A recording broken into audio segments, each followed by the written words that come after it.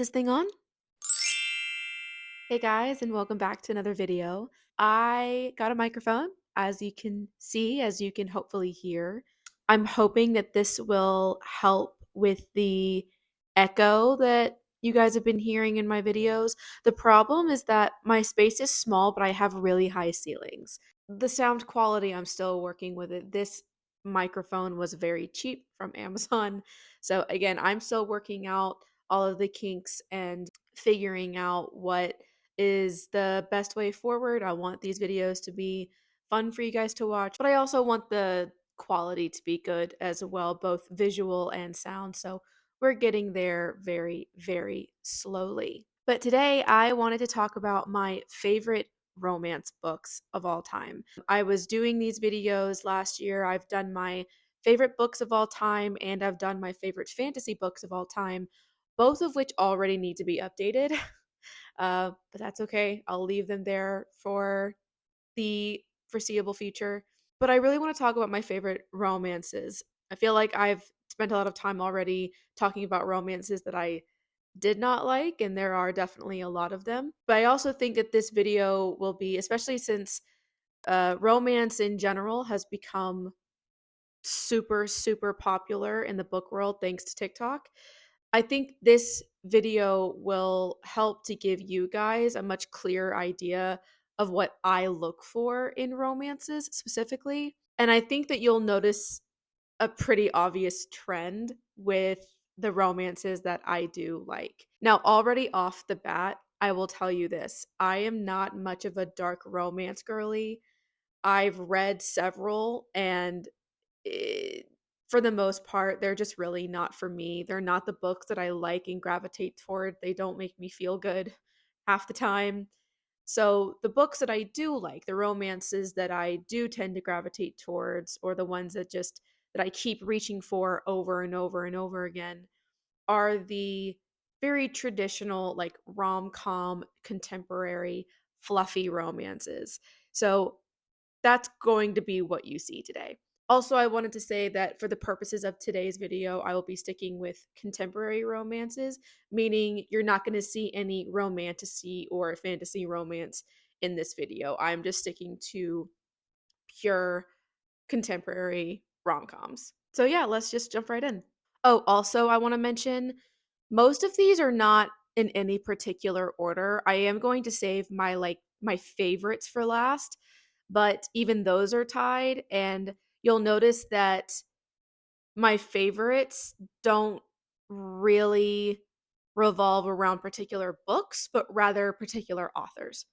So anyway, let's get into it. The Love Light Farm series by BK Borison is everything. So not only are each of the love stories fantastic, but also I absolutely adore how each book is inspired by or set in a different season. So the first book, the original Love Light Farms, and you can even tell from the cover, is set in the winter time around Christmas time, and it's literally on a Christmas tree farm. This is a friends to lovers story. It's steamy, it's sweet, and this is just the perfect book to pick up around wintertime. I know that we have already passed Christmas at this point, but even in this cold weather, I still recommend picking this up. And there's just a bit of whimsy to it. And I think friends to lovers obviously aren't as quite as well loved as enemies to lovers or rivals or whatever, but I still think it's really sweet and oftentimes can be a little bit more realistic. And I just really, really love this. A friend of mine actually is the one who recommended this to me. So thank you so much. You know who you are. And then In the Weeds is the sequel, which follows two other characters from this story. They were more like side characters in the first book. This is obviously inspired more by springtime. And this one is actually my favorite of the two. And I have the third one on my TBR shelf. I just haven't gotten to it yet. And that one takes place during summer. And then the final book, which I already forgot what it's called, but that takes place in the fall time. So, but this one I actually loved even more. And that's just because the main male character is more my type. So, yeah, I just absolutely adore both of these. And I cannot wait to read the third one whenever I get to it. Next, I want to talk about the Well Met series by Jen DeLuca. The first book in the series is Well Met. The second book in the series is Well Played. The third book in the series is Well Matched. And the fourth and final book in the series is Well Traveled. As a PS, my favorite book in the series is Well Matched, but you do need to read the first two in order to understand, or I would say at least have better appreciation and more context about what's happening in book three. So this all takes place at a Renaissance festival. This first book follows Emily and Simon. Simon is the one who actually runs the Renaissance festival. It's been in his family for years and years and years. He's very grumpy, very grouchy. And we also follow Emily, who actually is just watching for her sister's daughter, her niece, because her older sister, got in a bad car accident. So she is driving her niece to and from the festival because she really wants to be in it. But then Emily gets kind of roped into being a part of the festival too. And she and Simon originally do not get along at all. He's mean to her and she doesn't understand what she's done to upset him. And they just really get off on the wrong foot. She gets roped into being a tavern wench and working just behind the bar in the tavern, and she has to have a fake accent and all that, and has to learn how to be in character. And he is also a character in the actual Renaissance festival, and he is a pirate. And they all, not just him, they all really get into character. And so their characters kind of form this romance because he's very flirty in character. And now it's this will they, won't they in real life too. I absolutely loved this so much. This is such a great summer read. And by God, it made me want to go to a Renaissance festival. I've been wanting to go to one for years anyway, but this just sealed the deal. And I did end up going to one last year, by the way, and it was phenomenal. And I can't wait to go again this year. But oh my God, so much fun. This book was so much fun. And having the theater background that I do, it also just made me like, but I was like, oh, maybe I could be a part of a Renaissance festival one day. I don't know. It just, the camaraderie with all of the employees is just so sweet. And of course, we all love an enemies to lovers story. So yes, I just love this whole series. I love Jen DeLuca. She is actually, I had the honor of interviewing her over on Instagram, and you can go watch that interview under my author interviews tab. And she's delightful, and just hearing her talk about how much she loves Renaissance festivals and how she was inspired to write this was just super, super sweet. So I love this. So if you're somebody that loves Renaissance festivals and likes to dress up and loves just fantasy play, pick this up for sure.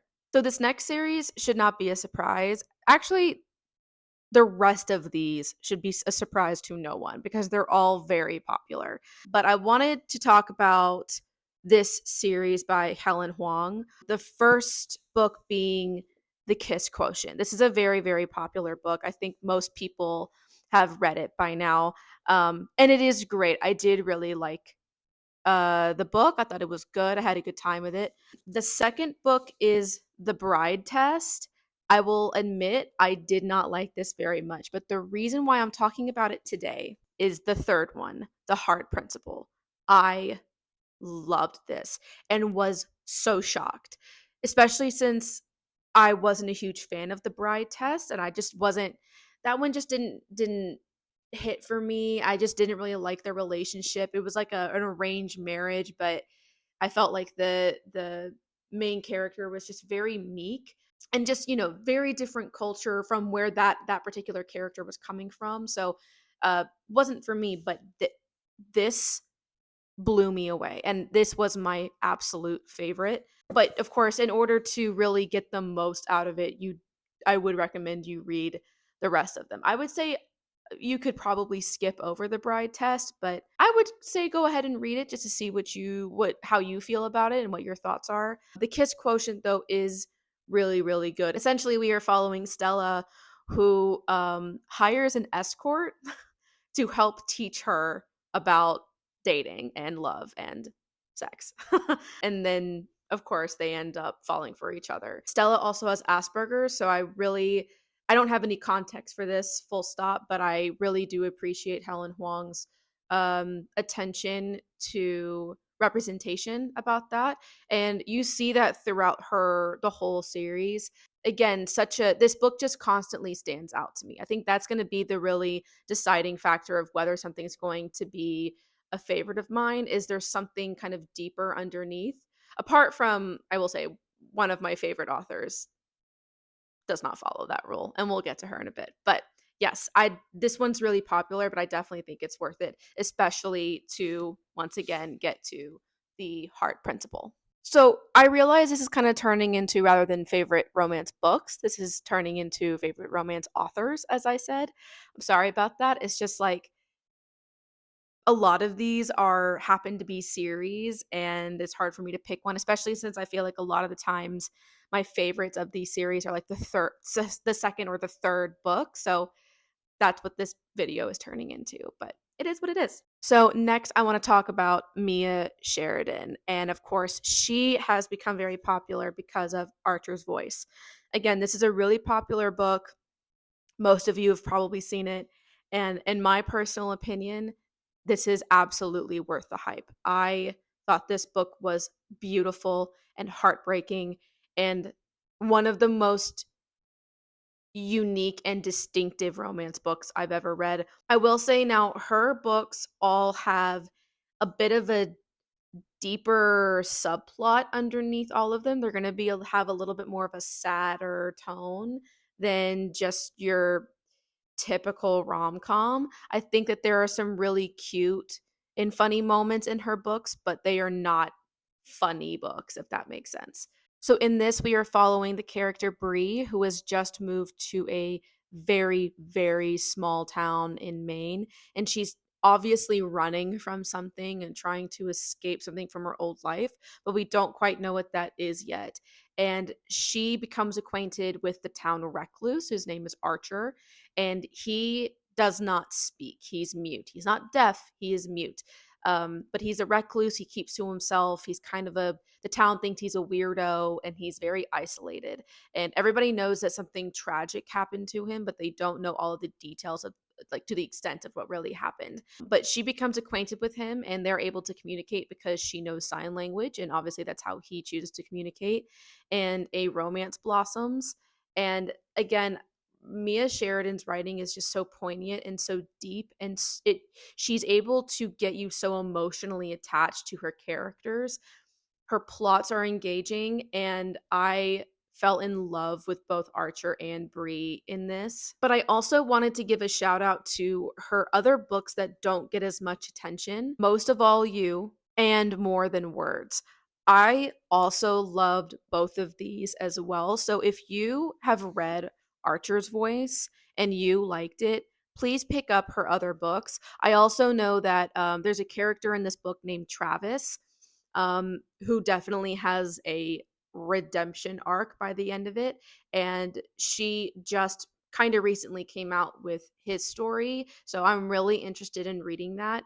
So if you like romances that are a little bit more serious in tone, a little bit maybe sad in tone, but really, really beautifully written, you have to pick up Mia Sheridan. Again, she's somebody that I had the absolute pleasure of interviewing on Instagram. Again, you can go look at that and watch that interview. I do recommend it. She's phenomenal. And I'm probably just going to read everything that she writes. Yeah, again, really did not, I was not expecting to be completely blown away by her words. Next up, we have yet again another very, very popular author, but she's popular for a reason, guys. And that is, oh God, can I pick up all these at the same time? Emily Henry. I've read all the books that she has written so far: Beach Read, People We Meet on Vacation, Book Lovers, and her most recent, which is Happy Place. And Happy Place has been on like everybody's top 10. My personal favorites of hers are Beach Read and Book Lovers. And both of these are kind of enemies to lovers. I would say this one isn't really enemies to lovers, it's really more rivals to lovers. This one isn't really enemies to lovers, it's more like getting off on the wrong foot, forced proximity, neighbors. All of her books are fantastic, honestly, but what I love about Emily Henry is that, again, this is gonna sound familiar, but she's able to weave in another important relationship to the character besides the romantic one. So as an example, I'm gonna talk about Beach Read for a second. In this, we follow January Andrews, who goes to this beach house that her father, her her deceased father, recently deceased father, has left her. And their relationship was not good when he passed. You can tell she has a lot of anger towards him. She doesn't even want to be there, but he like left it to her in his will, so she needs to like go and clear out some stuff. And her neighbor is Augustus Everett, and they are both authors, but they are authors of very different kinds of books. He writes really intense thrillers, and then she writes romance books, and they decide to swap genres and write the other's genre. And then, of course, a romance leads from that. But something that I really, really loved about this book, and something that I just really resonated with this book, is her relationship with her father. And I don't want to spoil anything for you guys, but it really touched me and made me almost emotional, with how she ended up resolving her feelings with her dad, especially since he's just, her dad in the story is deceased. Like, she cannot have any kind of closure with him face to face, but how she ends up forgiving him anyway. That's all I kind of want to say about it, but it really, really moved me. So, Emily Henry, as we all know, is such, I'm not going to pick up Happy Place because it's just too much, but very popular author. Is she worth the hype? Absolutely. I think that she is. So, I'm going to read anything that she comes out with. Anything. Auto by author for sure. Okay, we're almost done, guys. We're in the home stretch. But the second to last author that I wanted to talk about is Talia Hibbert and her Brown Sisters trilogy. And this particular trilogy is so near and dear to my heart because this was one of the first contemporary romance books I ever read. Between this and my top favorite romance author that I'll get to in a second, they are the ones that really got me hooked. So again, this is an anthological series. So we're following each book follows one of the Brown sisters. The first book is Get a Life, Chloe Brown. This is the oldest sister. The next book is Take a Hint, Danny Brown. This is the second oldest sister, and this is my favorite book of the trilogy. And the last book is Act Your Age, Evie Brown. Eve Brown. I I feel like it's spelt like Eve, but the other Brown sisters have a sounding E at the end, like Chloe, Danny, so EV Brown, right? Anyway, this is the youngest sister. Each of these sisters are so incredibly different and distinct, and the relationship that they have with each other is my favorite thing in the whole world. But in this first one, we are following Chloe. She suffers from chronic pain, and she feels like she has, because of that, she's just been playing life really, really safely. And she's trying to change that. She's trying to change it up and bring more excitement into her life. And so she writes this list of things that she wants to do, a bucket list, if you will. This concept I've seen before, but this was the first time I had ever read anything like it. So she decides to recruit Red, who is the handyman for the apartment complex that she lives in. And he is her total opposite in every way. He is this scrawny white boy who has tattoos and shaggy long red hair, but he is more than happy to be up to the task. And again, this just started everything for me when it comes to the romance genre. This and the next author I'm going to talk about. The banter and the sense of humor and the wit that Talia Hibbert has in these books set the bar so high for me. I kind of shot myself in the foot when it comes to rom-coms. This series is a laugh out loud, giggle, kick your feet kind of series. Especially that middle book, Take a Hint, Danny Brown. So good. This one, by the way, Take a Hint, Danny Brown, is another fake dating trope. So I have been recommending, the moment I finish the first book, I haven't stopped talking about it. I will recommend it to anybody who will listen. I love Talia Hibbert. I love this series, and I have not read her most recent book, which is like the Unfairly Cute, and it has like the pink cover. I haven't read it though because I is it YA? I don't know. Either way, like I want to I should probably pick that up because I love her so much. But again, if she comes out with another like adult rom com series, I'm all in, all in. And last but certainly not least, my favorite rom com author, my auto buy author, Tessa Bailey. This isn't even all of the books that I have. I have more on the ground. I just can't fit them all into frame. Tessa, once again, was just like Talia Hibbert for me. She was one of the first ones that I read. In fact, the first book that I read by her was Fix Her Up, which is the first in a trilogy. And I loved this. This was a Grumpy Sunshine um, brother's best friend, ex baseball player. And I really, really loved this. Of course, what really put her on the map for a lot of people was this duology, which is It Happened One Summer and Hook, Line, and Sinker, which follows two sisters who are forced to move to a very, very, very small fishing town in Washington. I believe that Hook, Line, and Sinker is the crowd favorite, but I really loved It Happened One Summer. The main character is a little difficult to like at times. I will tell you that. She's a bit prissy and a bit spoiled, but that's kind of the whole point. But the reason why I love this is again, the male main character is just a little bit more my type. This is definitely enemies to lovers, and then this one is bad boy falls for the good girl. Another duology that I really, really like by Tessa is a little bit more recent, and that's Secretly Yours and Unfortunately Yours. And me being a wine drinker myself, of course I really, really like these because they take place on a winery. I did like the first one, but the second one, Unfortunately Yours, I loved this so, so much. This is kind of a fake dating turned into arranged marriage kind of story.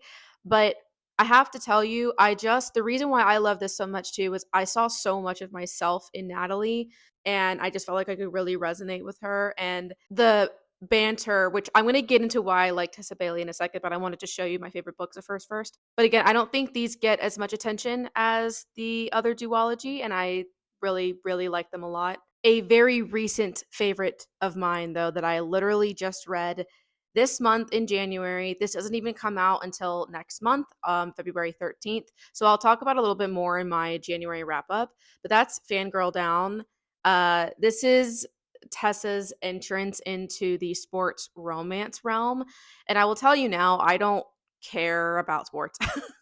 Like at all. I never have. Which also means I don't know a lot about sports and I don't have that context. So I don't need a lot of detail around the actual sport in order for me to love the story. I want to make that very clear because I know that is not the case for some people who are really into sports. This is golf. She decided to start with golf. The next one in the series will be hockey. Wells Whittaker is the main male character in this, and he is my favorite male main character in a rom-com that I've read in a long time.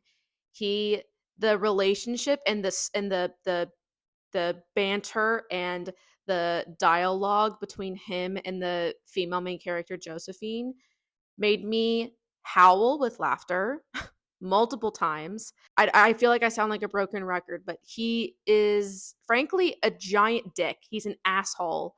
And he's one of those like hates the world and hates everyone but her, which I love that trope. I eat it up. So when this comes out next month, and I'm going to make a full post about it on my Instagram, but I gave this 5 stars. It's very, very steamy in all the right ways.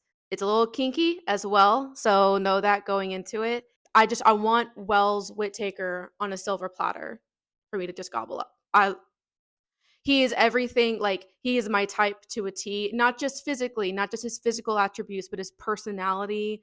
The way that they tease each other is just everything that I want in a relationship. And this was just it exceeded expectations for me personally.